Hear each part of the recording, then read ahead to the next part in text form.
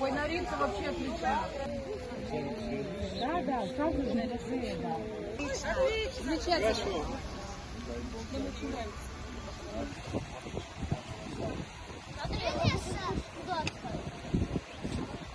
Мы вчера посетили Афонские пещеры.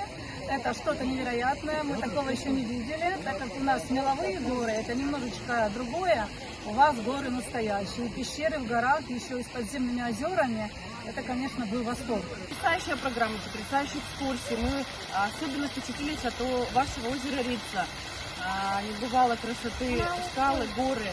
Каждый день у нас насыщен, каждый день какой-то интересен. Вчера был один день свободный, и мы уже сидим и погрустили, потому что мы привыкли куда-то ехать, что-то впечатляться, что-то узнавать.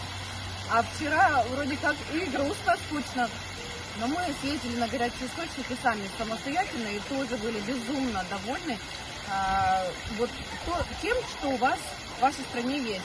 Абхазия поразила своим гостеприимством. Наконец-то удалось посетить достопримечательности Абхазии, которые раньше видели в интернете или у знакомых на фотографии. Теперь у нас тоже есть такие фотографии замечательные. Все вот эти впечатления, море впечатлений буквально, мы увезем с собой обязательно, и они останутся на всю жизнь. Абхазия страна маленькая, красивых локаций, мест, достопримечательностей у нас немало.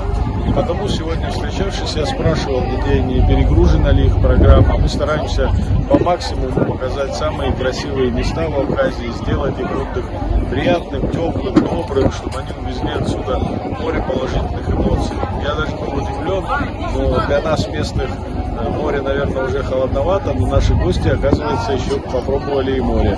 И говорят, что замечательная температура, очень тепло.